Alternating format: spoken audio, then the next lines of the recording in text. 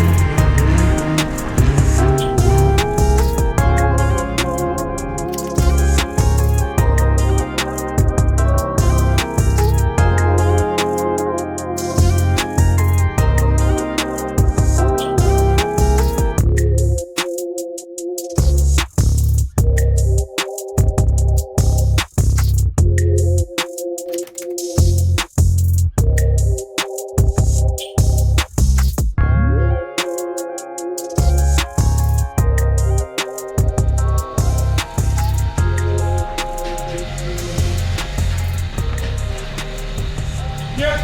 That's really back? Yep. Awesome. Thank you, Ian.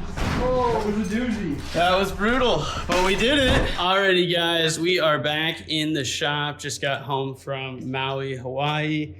Had an epic time, and now we're back at it. So before we left, what ended up happening was I got into an accident. So we were in a 4-car tandem, and it was wet and snowing, and things got a little out of hand. Somebody spun. We were forced to loop out as well. And when we did that, we hit somebody's wheel with our wheel. So right here, there's a big gash. And then on the front, we had a steering rack issue. There's no tie rods in this right now. Somebody smoked the wheel. I think it was right here. I think that was it, maybe. They put so much force on that wheel that it broke the old steering rack. So I'm gonna show you guys what we did and how we're gonna correct this.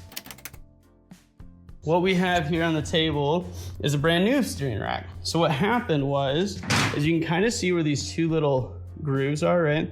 So one half of this, so if you can imagine kind of like a line through here, one half of this cracked and broke. I'll put like a picture or video or something of that in here so you guys can see what happened. I already threw the old steering rack out because it wasn't savable. We did try to save it just for fun. It was not savable.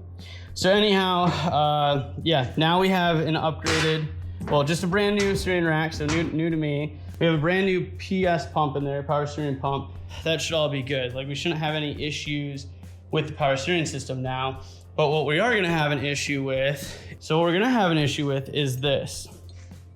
Let's see if I can pop this big bolt out of here. So when this guy slides into here, right? Let's just say that's slid in all the way. Now you have 3 options where you're gonna have your pickup point. We had our pickup point here because that moves the rack, that moves the pickup point on the rack the furthest forward possible in order for us to have better steering geometry. So hopefully that all makes sense. Because we did that, when you come into a huge impact, what happens is it forces, the driving force of the impact pushes this way. So as it pushes this way, that's when bad things happen here, because this is a real strong piece of steel. So what happens is this cracks and bends. So, and breaks. So what we're gonna be doing is I ordered 2 steering racks. So we have this steering rack, and then I have this steering rack. Now I already prepped this one. I pulled the tie rod ends off. I wrote 350z on it so I don't forget which steering rack it is. And I popped my bushings out. So this one is prepped and ready to go for a steering rack relocation kit. This guy is gonna be our steering rack for right now, because we're gonna put it back together just like this, just as it is. And then we are going to fix it from there. So hopefully all of that kind of makes sense and you're understanding why we're doing what we're doing here to try to make it better. So that way when we do have an impact, because the odds of me having impact wheel-to-wheel contact are gonna be super high. So because of that, if I could break a tie rod instead versus a steering rack, that's way better. So if I can just keep breaking tie rods and not breaking steering racks, 1, it's cheaper, 2, it's faster and easier to replace, 3, I can have a bunch of them on track, on site, and just swap them in and out as needed. So that's what I want to break. I don't want to be breaking these. So that's the whole point of what we're doing. The upgraded bushing kit is really just to eliminate any slop. Really helps with alignments too, because sometimes you'll have a little bit of slop in your bushings, and then you'll go to align the car and it'll be perfect. And then you know, usually it's like a 1/16 of an inch off or less. Sometimes it's even like a 32nd or something. But a little bit of slop in those bushings does cause play. I really only care about how it feels on the track. I don't care about how it feels on the street. That's why we're doing this. If this was a street car, I'd probably never put this in my car. Just to be honest with you, I'm more about comfort on the street. But for drifting purposes, we want the best feel possible. And I want to know if anything's loose. I can touch the wheel and just be like, boop, boop. No, nothing's loose, you know? Typically, I'm pretty good about that. Next up, after this, is going to be heat. We need heat. Because we need heat, I have all of this stuff. Most of this was sourced on eBay. Some of it was the previous owners. And then I picked up some more door seals because we want the car to be insulated as much as possible. And we don't want anything to be able to get past our doors into the car like it can right now. One, it's super annoying. You get tire smoke in there, you get debris in there, you get rock chips in there. So all those things I just hate. So I just want to have this. Let's see, HVAC. So we have our main controller system, right? And then this is gonna have a ribbon cable that's inside of the car that controls this guy. We have all of our wiring for this. That we do not have any of the AC stuff. So what I did is I capped this and plugged it. I capped this and plugged it. I did flush the system first and clean it out, with compressed air. And then this guy, we did clean this guy out. It was, the fluid that came out of here was super clean. So this should be good. We should be able to take the dash out and throw this in pretty easily, I think. And then while we're in there and the dash is out, any holes that we're not gonna be using, we're gonna seal up, because there's a couple holes in this engine bay that the previous owner didn't seal. So I definitely wanna seal those up. And yeah, we'll see how far we get today.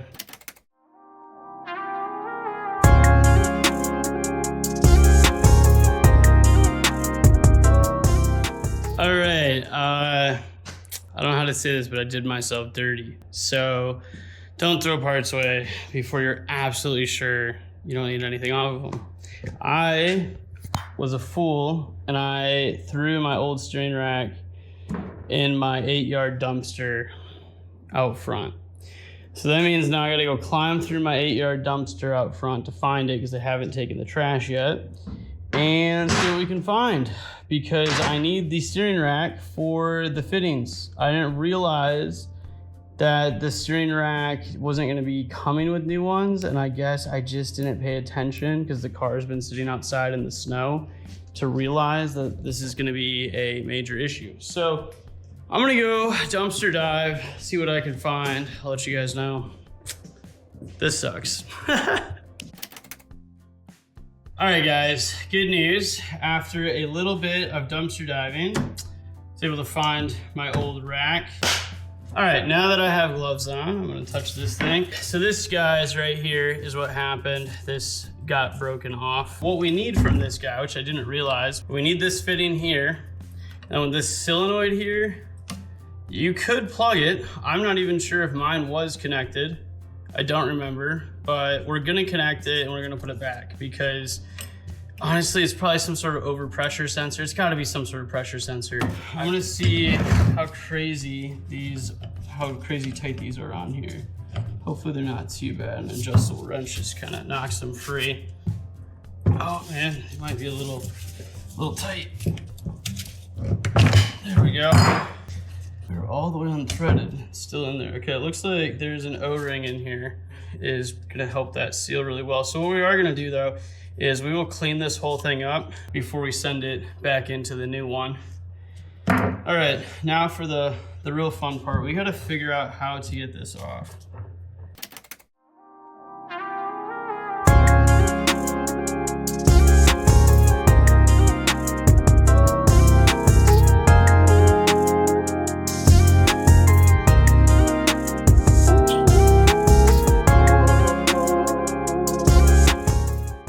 We are making some good progress finally. So got these cleaned up. So what I did is I took it, I'm just gonna take it out, push the nut back, feel that O-ring seat first, okay? Once it's fully seated, keep a little bit of pressure on there with your thumb, and then slide that, and we're gonna pop off this rubber cap, and then I'm just gonna go with the threads.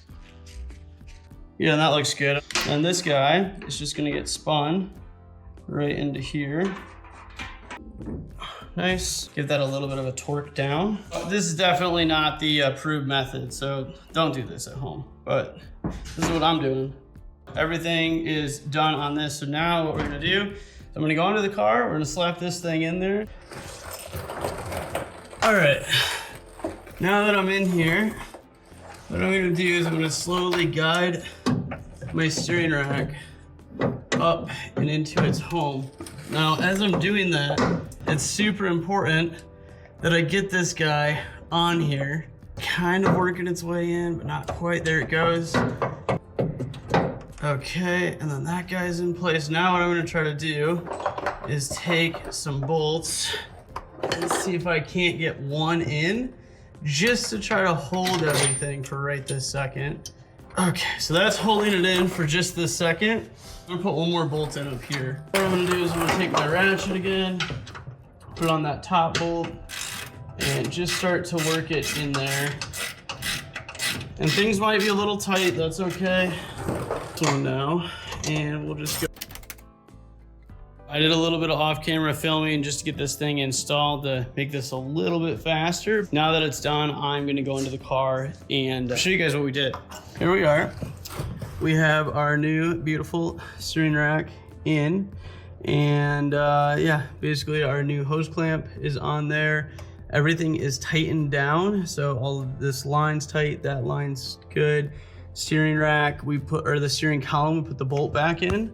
This guy right here, so our bolt's back in, that's tight. Yeah, so both of these guys are good. And then over here, you can see that the rack has fully seated itself, so that's good to go. We have both of these bolts tight, and we put our OEM factory line kind of clamp, if you would, right there. That's good to go. Now that the steering rack is fully installed, let's go digging. Okay, right here, this is what I'm looking for. All right, so I'm gonna show you guys something real fast. So I showed you guys these are little feet deals. They go in with the bolts. Bolt sits in there, tighten that down. You have a little locking Allen, just so the bolt can't back itself out, hypothetically speaking. Definitely use medium or high strength Loctite. I use red, just so you know.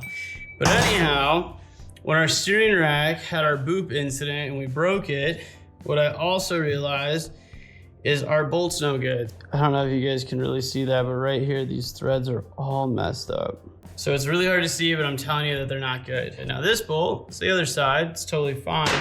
This bolt, I've tried to do everything I could to save these threads, but they're too bad.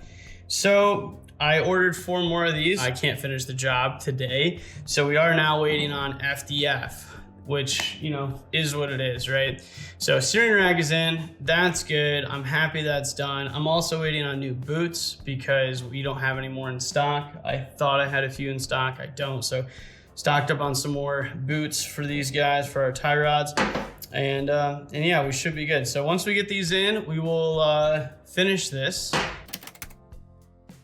One last thing, I wanted to start the car. So what I did is I just put blocks underneath the rear tires. What we're gonna do is just make sure the car is in neutral, which it is, so it's safe. And let's go ahead. Okay, there we go. Now what we're gonna do is we're gonna fill some power steering fluid up. So we have our power steering fluid here, and we're gonna go ahead and try to fill this sucker up. Because here's what will happen. If you don't do it now, you'll forget. And every time I do this job, I always try to do the fluid immediately. Because if I don't do the fluid immediately, there's a small chance I'll forget. It's full right now. What we're gonna do is I'm gonna go ahead and turn the wheel a few times. So what we're gonna do is just go a full turn on the wheel to the left, full turn back to the right, full turn to the right, full turn to the left. Basically what I'm doing now is I'm just bleeding this power steering system out, right? So trying to get the bubbles out of there, trying to make sure it's flowing nicely. We put a new pump in this thing at the beginning of the season. It sounds good. Let's check our fluid level again. See all those bubbles in there? We're just gonna keep going. Sometimes it takes a little while for this to totally work, but let me just tell you, when you have a hydraulic system, if you have air in it, it doesn't feel good. So it's really worth it for you to take your time doing this. Go back and forth with the wheel as many times as you think you need to until you feel like there's zero air in there, until you just get this nice solid feel. And I'm probably gonna bleed the system one more time after we do some driving, but you can see now we barely have any bubbles. It's not foaming up like crazy, so that is good to go. And put our cap back on here. Okay, nice, cool. All right, well, that is gonna wrap up today's video for the most part. I will probably stay in the shop a little bit longer. I'm just gonna put some door seals on, nothing crazy. In the next one, we'll be finishing the power steering rack for sure. Well, it depends on how quickly those bolts get here. We might have another video in between, but we'll be finishing the Z very soon because I wanna get this thing out of here so we can start working on the RX-7. That's the goal. As soon as the steering rack is done in this thing is good to go, ready to drive. We're gonna park it outside. So that way, the next time we need to drive it, all we gotta do is load it up on the trailer. We know it's good to go. We checked everything. All right, guys, until next time, like, comment, subscribe. We'll see you in the next video. Till then, peace.